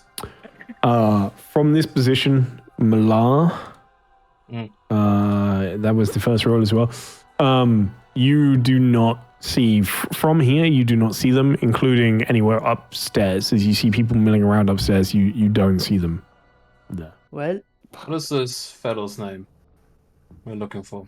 I've never met this fellow, have I? Yeah, you just saw him in the vision. You have Yeah. no idea what his name is. I do not know. I've never met him. You're saying... God, what's that name? What's the goddess we're trying to murder? Jean Yi? Jean-Li? Jean Yi? Jean-Yi? Yi. I've been saying Zan Okay. Ye, but Jean I mean, Yi, that works. That's what I thought too That's when the I said it, accent. but I That's the just followed him, you know, like... The accent, come on. cultural Zan Ye. differences. Well, this god is supposed to be here. I saw her here with the old man. He opened the doors. He came in. Alright. Oh, let me try something. Good luck. He's gonna like just sort of wander over, like casually, you know, he's looking around and he's gonna just try something. If it works out, he's gonna like sort of turn around and then look at this shelf to his right, I guess, if he is coming down to his right. It's just gonna think really hard before doing that about a book he would like to read, and that book has like is a red one, sort of leather. Has sort of like a strange black sort of trim to it, like as if made out of obsidian. It's just a book. It's basically maybe a catalog, maybe even a diary or dictionary A of some journal or person. something. Yeah. But basically, it's a description. It would contain a description of gods and how to kill them. Yeah. Yeah. You That's pull right, the book off. Yeah. Can I, look at the inside and the what's it called, the where the pages Index. are, The numbers and stuff. contents? The index is what's the name, Xianzi or whatever. Sean, yeah. Yeah. Shawnee. The top of the list. Flip the, oh wow, convenient. Flip one page over, top of the list. There it is. Yeah. What does it say? You tell me. Ah, fuck my Wow. Wow. Yeah, son of a bitch, I thought I could get something out of this. Well, Mala would have no idea, and I have honestly no idea, so I'm not sure. What do you maybe that's think just... Malar's best thought on how to kill a god is? Well, with some sort of right weapon, a capable team, Yeah. good preparation, and if possible, it's sort of try and catch him off guard. Which is difficult for a god, but it is something that, of course, they would never expect to happen. This is a long-winded treatise on treaty on all of these things that goes into exactly those things. Does it have her location in there, which is kind of what I was looking for? No. It specifically states that if you want to find out where they are whilst hunting, you should rely on any information that you have and follow up the leads. This doesn't work out at all what I thought it would work out. I put the book back on the shelf. Well, I didn't learn anything that I not already knew, so that did not work. That is almost a perfect way of phrasing that. This guy's standing right here. Does he react to me walking through? No. He is too engrossed in the book he's reading. Can I try to just touch him on the shoulder? Just to reach out, put my hand on the shoulder? The moment you touch him, he recoils and looks at you as if he had no idea that you were there, looking at you terrified for a moment, as if you had appeared out of nowhere. He just looks at you, and you can see him start to even tremble slightly as he looks at you. Why so scared? As he opens his mouth to speak, nothing comes out, almost as if he is parched of water, as just this slight squeak emanates from his mouth. As you can see him attempting to speak, but is unable to. Do you want to hear my theory, Malar? You go first. I think he's been here for a long time, stuck reading the book, and he's been here that long, he's either dead or his voice is gone. Malachi, roll me an investigation. Yes, sir. Yuck. Inspiration. Yeah, that's not enough. Oh my god, it is slightly better. Fire! Slightly better. It is slightly better. You've seen this man before. Oh. As at the moment that he looks at you horrified, as he makes eye contact with you, you know for sure that you recognize this man. Where have I seen him before? It's a very good question. Did I just say... But with that roll, you don't know. You recognize the face okay. for sure. Oh, okay. I thought so that you tell me. Where did you see Yeah, that? No. It is the case of with that roll, it's not quite enough. You see him, you know that you recognize his face. You've 100% seen him before, but you just can't place it as to where you've seen him. What about the others? Yeah, I'll just turn and just start walking out. Put my hand on this guy's shoulder. Does he react the same way? Same, a little less violently, but turns like horrified, struck as if you didn't exist, just looking at you. But you see there's a little bit more confusion on this face. But again, we'll try to speak and nothing can come out as his Do I throat is recognize parched. this man? Roll me an investigation. In the meantime, this guy, does he just go back to his book immediately as soon as he leaves? He watches as Malachi walks down the corridor, and you can see his whole body language like relaxes a little as Malachi leaves. As he pulls up the book, hands still trembling slightly, but you can see as he begins to read again, he calms down. You look at this guy and now sort of almost preparing yourself to try and figure this out. As you look at him, you realize this time where you know this person from, he looked vastly different. He looks a little wild at this point, not the sort of wild that you get from spending time in the wilderness, just from searching for something that's always just slightly out of your reach. The last time you saw him, he was much more poised, much more put together, regal, elegant, at the time that his portrait was painted on the walls of the library. And you recognize him from a portrait from one of the walls near the entrance of this very library. I will tell the group that that's where I've seen this man from. What is going on in here? I will look at Malachi and be like, "Where's the portrait?" I will take them to the portrait. It I will is attempt to Beginning, rip the right? portrait. You said. Yeah. it is here. It's on the end of this stone pillar that goes up all the way up. You see this portrait hanging of this man.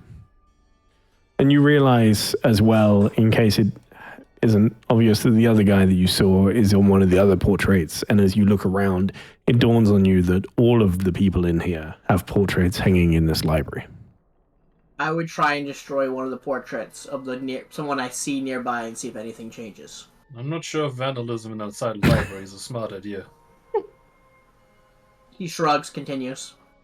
How do you destroy it? Take one of my hand axes and kind of just throw it at the portrait. And then try and rip it out. I start walking up and axe in there and then...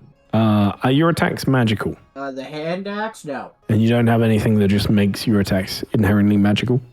Correct. As you throw it, it seems to hit against the stone that is right behind it. You see it barely impacts the actual portrait, just ricochets off, just scattering across the ground, narrowly missing this individual that's reading. Not that he even notices as the hand axe veers inches from his head. What you do see, these figures, the shifting statues, now move. The robes flowing as they drift closer to you. You see them just turn towards you, Vaku, watching. Can I delegate those two guys this difficult terrain? Or do they just ignore it? They ignore it because they are currently floating. Okay.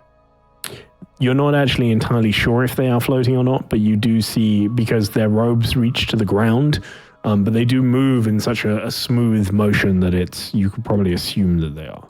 Should I keep pissing them off? Sure, we have no other leads. I will reach out to a portrait I can touch Well, and use before he does, hold on. Before he walks over there and starts everything off, I just want to ask Malachi, you're a wizard, yes? Yes? Any sort of information you could give us on these cloaked fellows? Any insight your wizardly knowledge you could share with us? I think I haven't really paid them much attention until this point, and then when he brings it up, I will give them a very close investigative look over. Anything about these I can discern or tell from these creatures? Arcane creatures, you know, anything? Roll me an investigation here. I think is going to be the most fit. Investigate. I would allow investigation, Arcana, or medicine, and I wasn't very quick on that. So if you want to reroll, let me know. No, it's fine. Investigation and Arcana is the same. Okay. You look over them. Something that you can tell pretty quick is they are something not from here that has been defiled, but seemingly from little parts of what you pick up of their physiology, specifically the ink that seems to drip from them. They are innately bound to these books, or to knowledge in general. As you look over them, they don't seem to be armed in a sense of like actual weaponry, but you can see there is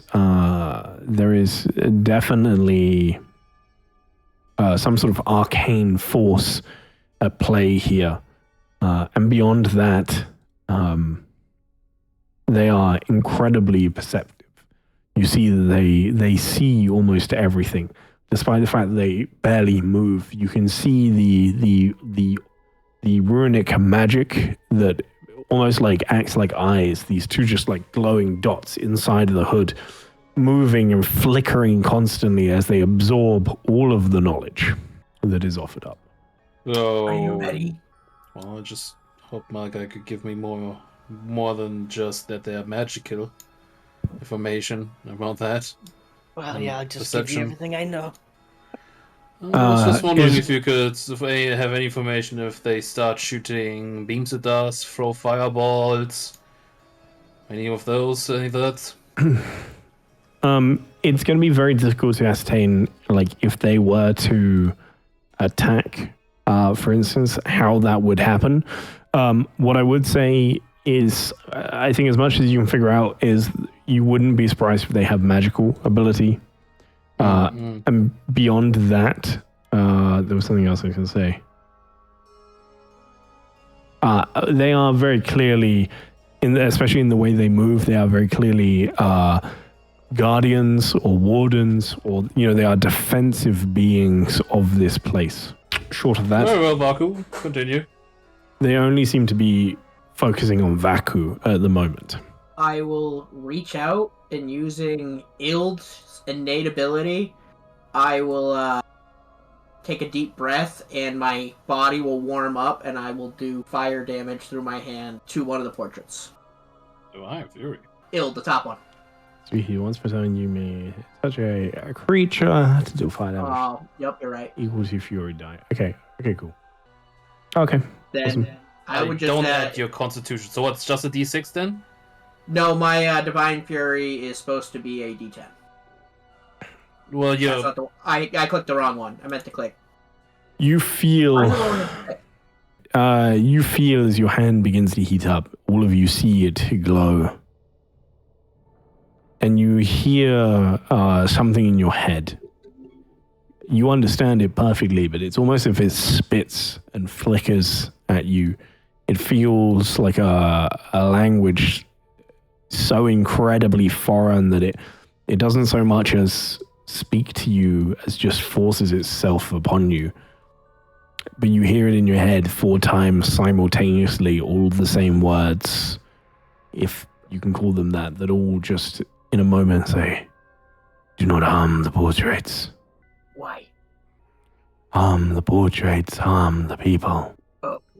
And none of the others can hear any of that? This is directed just to you. Yep. I will look at Malachi and be like, if you touch the portraits, they talk in your head. Are you speaking to them now? I will just say in my head, can you still hear me? Oh God. We can hear you. Yes. Maybe. Oh, that's great news. Maybe ask Roger. them where the old man is. You know, you have not It'd be tried helpful if we had asking a them name. directly. Maybe you don't even need to touch the painting. Maybe if you should have just asked them in the first place. I will try and picture the old man and be like, where's he? All of them instantly just turn slowly, hand raising, ink still dripping and sizzling, burning away, and point. He wasn't there before. No, you're right. In the commotion, he has come to see what is going on. You can see, unlike everybody else in here, he is watching you with interest at the moment. Not saying anything, and you see, as they turn and point to him, he sort of looks a little worried. His eyes go wide as he has no idea why he's being pointed to in this moment. And they will just turn, put their hands down, and continue facing you, Vaku. Great work, Vaku. Maybe put down the painting. I won't touch the paint. I want to be like, there he is. Perfect. Good work. Let's go wrangle our snake. Don't worry, friend. My friend over there only has a couple questions for you. Lean against that wall over here. Oh, Wes. Hello. Greetings, friend. Hello. Greetings. And He looks very uncomfortable as you've surrounded him. yeah. You are the owner, custodian of this library? He just shakes his head. No, I'm just an avid reader. Oh? Well, avid reader, are you... Theodore. Oh? My name is Theodore. Oh, avid reader Theodore. Are you, lying to me? About being an avid reader? No, sir. No, of being the custodian of this library, the person in charge. You are quite different compared to the rest of these people. Yeah, actually not as avid at reading as anybody else in here right now. Yes, everyone is very fixated. You are free and moving. I guess so. I mean, if you talk to them, I'm sure they would talk to you back. Yes, That they is are very frightened. And Well, some people are. Maybe I'm just braver than everybody else in here. yes, maybe you are. And with that, when he says braver than anyone else, I would like to, with a very quick motion, pull the blade from my hip, still in its sheath, just to where his neck is. Man. Just trying to frighten him with how quick it is. Roll me intimidation. See if he is brave or not, yeah. That's not bad. That's pretty good. With this, as you do it, you say it's still in the sheath?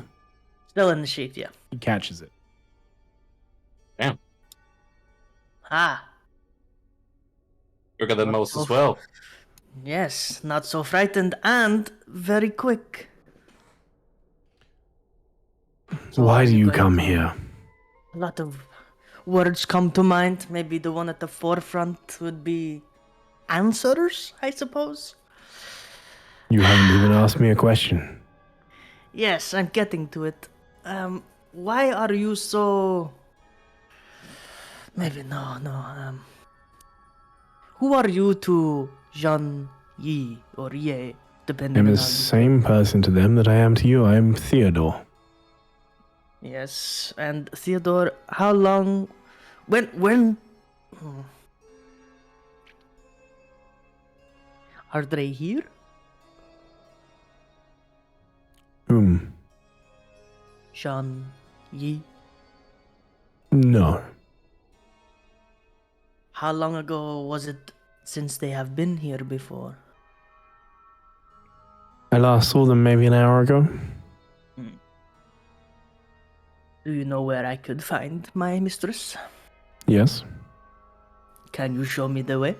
No. Shame. I do not know the way. You know where she is, but you don't know the way? I know what her fortress is called. The Eternal Whisper. I don't know where it is. It's Do I more than we had believe before. him? Yeah, I've been paying attention to this man's voice and stuff, so I'm just trying to figure out if he at some point falters, says that he lies. Would you like to roll an insight? I would, That's yes. what I'm going for. Watch Go him for roll it. like Deception openly, and it's like plus 30. Oh, Any God. of you can. Oh, nice. Hey, double 17s, look at this. 17, 17, 17! Oh, Jackpot. wow. Oh. Get another 17. Oh, so close. boo! So close. Oh, this Ah, of course you motherfucker. fucking look at this guy. Look at this Motherfucker. guy. Oh, my God. Comes up with this, the 3 legendary characters with 1 commoner, and this man rolls net 20. Easy, no biggie. Second. Wow. What did he say I- though? It was the Fortress of Whispers? The Eternal Whisper. I will answer any questions you have, happily and openly, and honestly. You just have to ask. Very kind of you, but my questions, I think from here on out, are for my mistress. That is I between you don't and your like mistress. to... Yes. I don't like to deal in messengers. Well, it has been a pleasure to meet you. Sorry, I didn't catch your name. Oh, my name? Oh, my name is Malachi. A pleasure, Malachi. Yes. Well, please, make yourself at home, of course. The library is open to all people. And if you need me for anything, I'll be reading just around there. And he points down this hall. Take care. Well, Quite unfortunate. This fucker. I believe him when he says he doesn't know where to go. Oh. I mean, we got more than we had before. Eternal Whispers.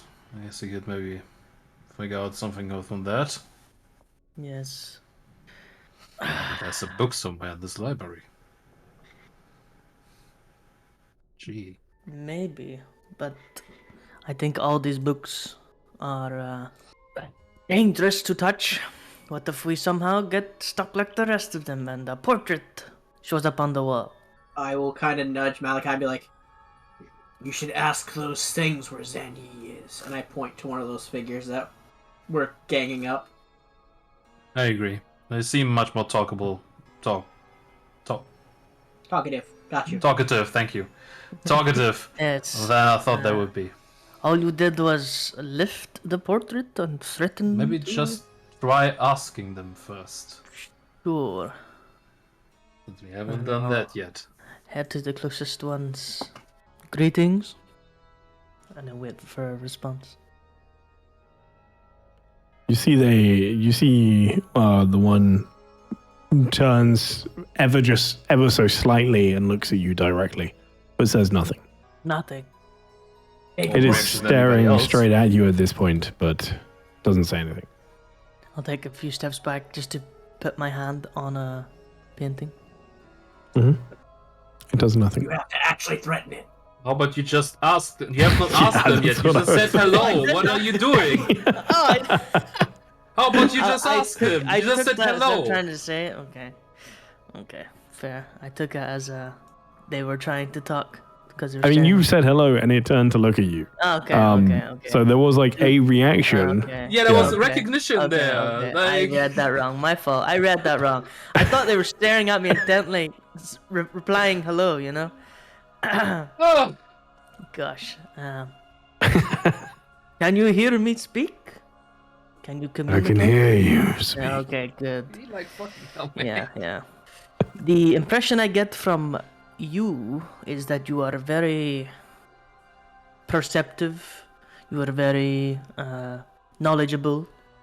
Would you have knowledge of the whereabouts and how to get there of Jean Yi? Yes. Can you tell me? No. What do I need to do for you to share that information? You need to read the map. Can you show me the map? It's on the middle table. Raises and points hand over here. Oh, that's where the man stand. I will tell them. Just basically translate if that wasn't said out loud. This was all in your head. Yep. Sorry, I should have been. I will share it with. I will share it with the group. I will let you know now.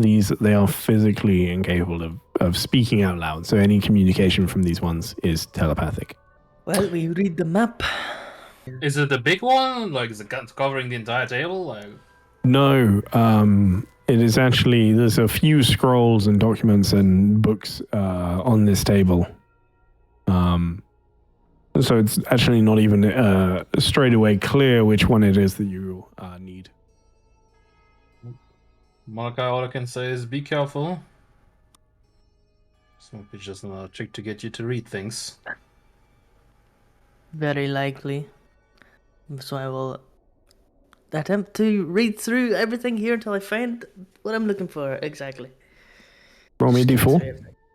Here for D4 years. Tell me 4 things that you read whilst you're here. I read information that Malachi knows about Shan Yi, how to worship her, what she things she likes to see from her followers, just basic information about the followings and teachings of Jean Yi, pretty much. That's 1. What? Oh, gosh. That's the first scroll. Next, you pull up a book. Look through what's in the book. What is it? What exactly is it? These books are looking for? Like that. It could be Just anything. fucking anything that you want. It could to be read. literally anything. Anything that I want to read. Could be a But you fictional have to make storybook. it up completely. Could be a spell book. Could be anything. Okay. Yeah. Okay. I would say one would be stories of not heroes but notable like figures that have been on a path of redemption and redeemed from deeds that they've committed, so they've turned their lives around pretty much. Yeah, blah, blah, but yeah. Joke, I'm sorry. That there will be one about spells and how to enhance your sword, not your sword, but your sword styles and sword fighting with magic. I think at the forefront of his brain would be, I don't know, libraries. Just libraries and anything he has in his brain of like anything close to this sort of magnitude. It might not ever reach this sort of fucking awe-inspiring. Every book you pick up is just everything you're looking for, but it's all in your head type stuff. But just like of different libraries and rumors of lost stuff, just random stuff. All right. Perfect. Thank you very much. Eventually, you pick up a scroll, and as you open it, this is something that is new to you. You pick it up. Malar, make me a perception. You pick it up, and Vaku actually make me a perception as well as Malachi looks at this scroll. My rolls today. You open up the scroll carefully, and you see a map scribbled across it. It's not a heavily detailed map, but there are a few notable locations on it. You, most importantly, towards the the bottom of it, notice somewhere that is very not local to here, but it's nearby. Inspa, Druid's Well, Elver's Fort, all towns in the western part of the Adri Forest. Most notably, you see a line drawn in red that stands out beautifully on this map that goes up past Fassel Farm, up past Nerl, and heads up the route along the Harp River to Harrodfoot. From there, veers slightly to the west, to the north, and up into the Rakers. And you see something marked. It's a twisting, winding route up through the mountains to something noted here as the Twilight Monastery. Does it Yes. show us I would on be the like- map? Sorry. Yeah, sorry, I'll just be reading it all out loud, saying the names and following the path, just so everyone knows what's happening. I will get you a proper handout for that map as well, so that you don't have to just remember it. But yeah, I don't have that at the moment. But I will get you one as you gain that information. Oh, Vaku. As he picks up this map, Malar, you are looking over the map as well, like a little bit as he's reading it, just interested in what he's got. So you missed this, but Vaku, you see a book on the table. And it is written in giant script on the front. It simply says across the front, the Earthbreaker. I look at the book, pick it up, start trying to go through it to see if there's anything interesting in it. It's incredibly interesting. It is the tale of how you died. The second I start to realize it's a tale of how I died, I would throw the book. In Like anger. where? Just like fucking throw it. Stuck in across the room, yeah. Yeah, okay. You just launch the book as it just clatters to the ground. You see one or two people look as they just tilt their heads for a moment before going back to their own study. And other than that, there's no reaction from anybody else. Of course, your party may react differently. Yeah. I followed the book and I followed back to Vaku, you know, I was like, I love this because he launches it, like, because of where you're stood, he launches it like between you, Yeah, I yeah. imagine, straight down there. So you both just see it clatter, and then I imagine you both just like turn to him like, Yeah, slow turn, look at each other, and then slow turn to the left. Are you okay? Don't Leave like. it. Fair enough. Jesus. Leave it. Oh. Fair, very fair. We should take this. I think we now have a path to go. You know how far this is away from you? Quite far, right? it's probably to actually get up into the mountains with everything. It's probably about a week's travel. Yeah. No, about a week. I guess we better start moving. But you would be fairly familiar with most of this journey once you get up into the Rakers. Not so much, but at least to Hereford, you would sort of at least know that route a little bit, I would imagine. You know where we're going. Let's go.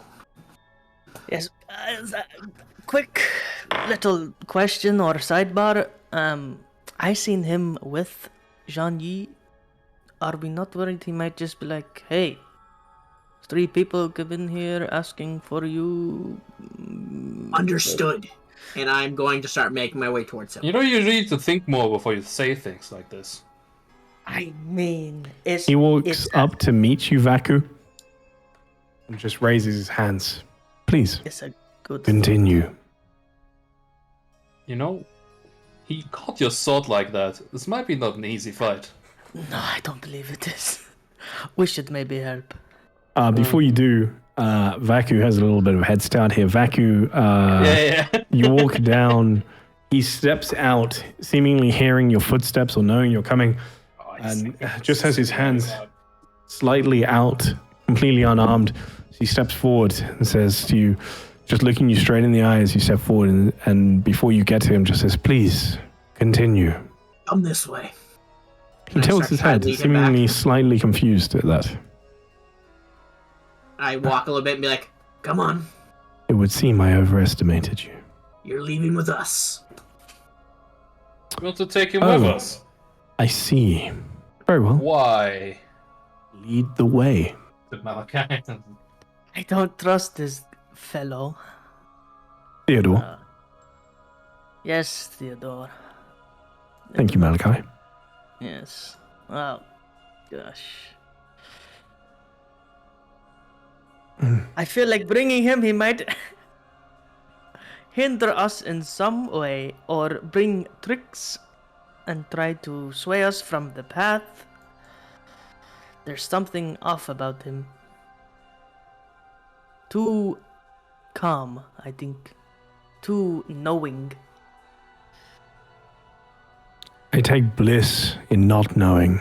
Yes, I'm sure you know that much.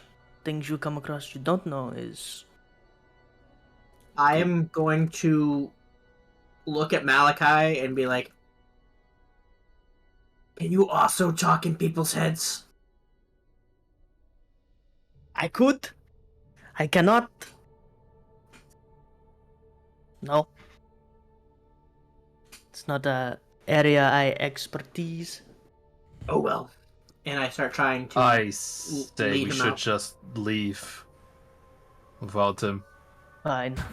But If he if he would say anything to her, he already would have in the short time we have done the other things. probably. Fine. Very well. So are you taking me or not? Waste of No. time. We Leave can't bring him outside. Do what you want, Vaku. He turns to you again, Vaku, just looking up at you at this point. Do what you will, Vaku. I look back at the other two. It's in your hands, Vaku. Whatever you want, go ahead. I just sigh and start making my way behind them. Coward. Ooh. Stops. Oh. Did I hear that with my hands hearing? Roll me a perception. I'm going to say it's a DC 20 because he does say it very quickly, very sharply, just for Vaku to hear. Oh, 1 out of 5. My rolling sucks today. Anyways, it wasn't that important anyways. I just wanted wondering. Yep. You I don't. will turn and yell, "Did you call me a coward?" Okay, well, I heard that. He once again just raises his hands. Closer and be like, "I think I got this one." And I just going to take a deep breath and then scream and start raging. You see he just starts nodding ever so slightly. And when I rage, I will have the Jotun, so I will double in size. Okay. Think For the Malachi- moment, I'm just going to theater of the mind this. You just see Say him quick, turn, quick, rage grow. Theodore doesn't break eye contact. As you grow, he just tilts his head further up, hands still held out, and you see his mouth just slowly twists into a small smirk as he continues to nod. I don't think smirk is quite the right word. It's a smile. And as he smiles, I will swing. Okay. Target and roll your attack. Okay, I am going to recklessly swing, but I am also going to use the Great Weapon of Pyrrhian. So I would get advantage, but then give myself disadvantage Okay. to make a flat roll. Okay. Go ahead. And I would Great Weapon Master Swing with it. He has an AC to meet of 9, so please go ahead. Ooh, That will hit. barely. Because of Great Empyrean, it He has is 10 hit points. automatic. Okay. You see as you just crush him. Just I understand. one strike, just annihilated. And the moment that, in the very, very last moment, just as you are crushing the body, and you feel it just ripping apart as your maul rips through it. The smell of searing flesh in the air. He just about lets out 2 final words as you hear, just in this short, sharp breath, just once more. Almost now in a sense of begging, you hear the voice just shifts ever so slightly. Thank you. No movement? Nothing happened yet? No, he's dead. He is very dead. Strange. Maybe Strange. He had an was AC of also 9 trapped. and 10 hit points. He is, I mean, I got that. He said the comment on it. Well, he didn't seem like any of the others. He seemed very normal about things, so... I think Vaku, what are you doing? As you just crush through this individual. I would just start walking towards them and be like, no one calls me a coward. The body lays deformed, still smoldering on the ground, blood seeping out as you walk towards them. See the mangled corpse behind him. Yes. Well, that was anticlimactic. He cut my blade so quick, though. I was very quick. Let's hope that doesn't come back to bite us. Shall we? I would just take an exhale and shrink back down. Mm. And then follow them out. Mm. Take another, Are take we another allowed to look back. leave? You turn and go to exit. What's wrong, guys? No, I said I turn around, just take another look. Mm. Still go on the ground, nothing, no one moves, anything, just their body. Nobody moves. Everybody is still just reading. Is the entrance gone? Yeah. It's just a flat wall. I see. The entrance is gone. Yes, that is, it was just there. Yeah. Strange. What do you say to this T-posing Raziel? It was definitely there. I agree. As you look, Yes. what was once certainly the doorway at this point is just pure stone all the way across. There's no sight of a crack or a seam or anything that used to be a doorway. In fact, even the stonework on the floor seems to have shifted slightly, and where it was once led out now is just sealed as if there was never anything there. Nobody flinches or changes. What about the window over there? There is no window there. Alright, there is no window there. I assume I look to my left, that window is also gone. Just pure stone. Alright. As you look around, you see there are no windows, there are no doors. There is just the library. And as you look up, the large window that was at the other end is completely gone. But more noticeably, you see a new portrait hanging above the others. It's a beautiful, hand-painted oil painting of Malachi. And as you look around, you see one of Malar and Vaku and of Raziel. Stunning paintings. Is that Raziel with all his mask and stuff? No, as he appears here with the armor. Okay. In full war plate. And that is where we'll leave the session for today.